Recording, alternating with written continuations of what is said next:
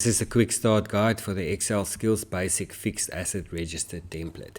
The Basic Asset Register template enables users to compile a complete fixed asset register which incorporates an unlimited number of fixed asset classes and categories. The template accommodates depreciation on a straight line, diminishing value and double diminishing value basis.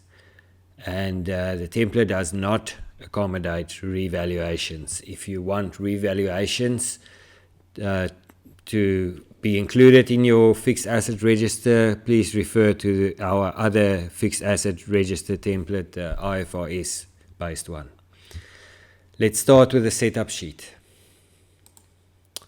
Okay, on the setup sheet, you enter your business name, which is just used as a heading on the other sheets. You select a year-end month, and then you can also specify whether depreciation needs to be calculated on a monthly or a daily basis. You select when depreciation commences, so 0 is the standard option for the same month as acquisition, but you can also select 1, which would mean that depreciation only starts in the month after the acquisition.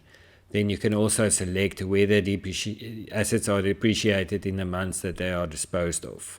So if an asset is sold and the option is no, then it's not depreciated in the month of disposal.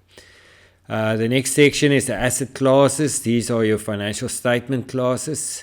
We provide for asset classes and then asset categories, which are subcategories of the classes. So you'll see that each asset category needs to be linked to one of these asset classes in this section.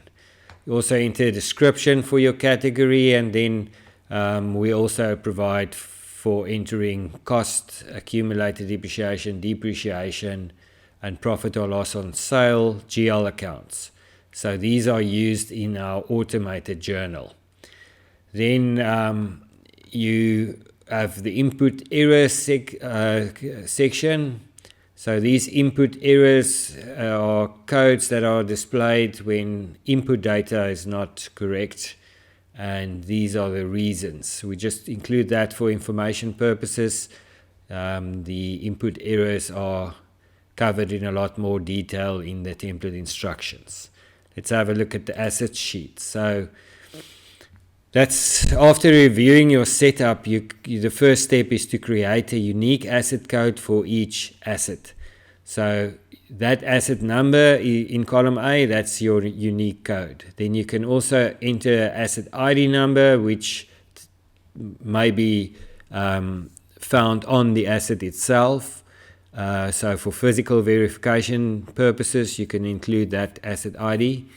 Enter a description, select owned or leased in the asset type, assign a category. All the categories that are available or have been set up on the setup sheet will be available for selection.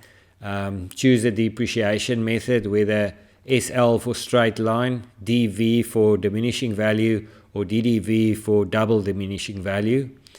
And that's all the user input columns.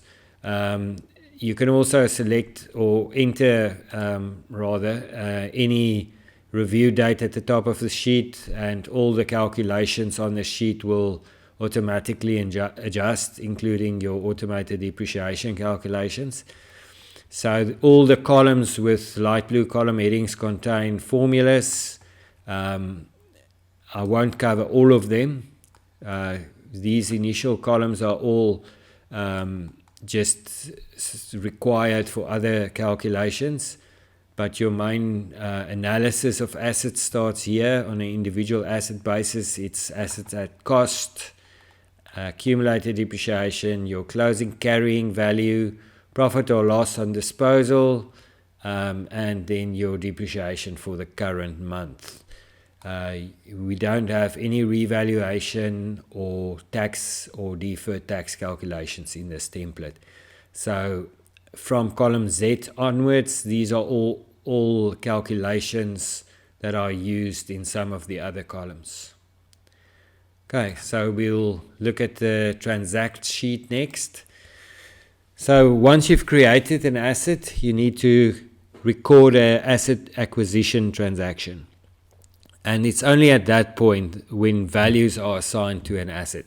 So when you create the asset code initially, there's no value assigned to the asset until you record the acquisition transaction. So that's done on the Transact Sheet. You enter transaction date. Date formatting is based on your regional date settings. Then your transaction types, you can enter acquisition or disposal. We don't accommodate any revaluations in this template.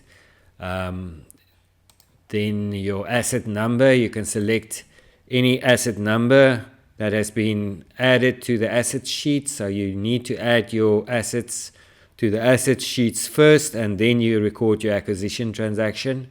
You can enter a supplier and a document number, and then your amount. In case of acquisition, you need to enter your acquisition amount here.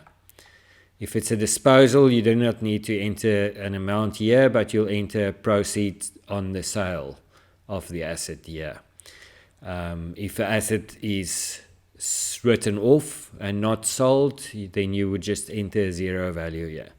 The lifetime in years of the asset needs to be specified. This is basically what determines the depreciation rate. So a lifetime of 5 years would result in a depreciation rate of 20%, 1 divided by 5. So it's the inverse, really, the rate. If the asset has a residual value, you can enter it in this column. So all the columns with yellow column headings are your user input columns, and the light blue columns contain formulas which are automatically extended when you enter new transactions on this sheet.